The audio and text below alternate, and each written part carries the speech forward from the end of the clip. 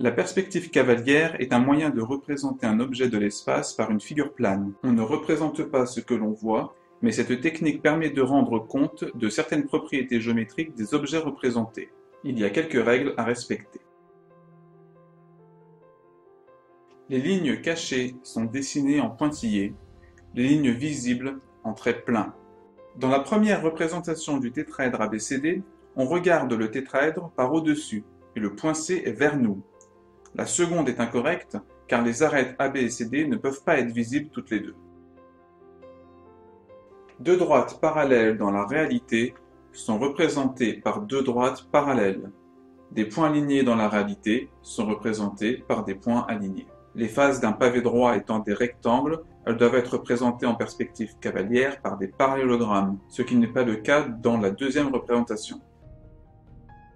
Dans le plan de face, appelé plan frontal, les éléments ne sont pas déformés. On a les mêmes longueurs et les mêmes formes que sur l'objet dans l'espace. La perspective cavalière conserve les proportions des longueurs sur un segment.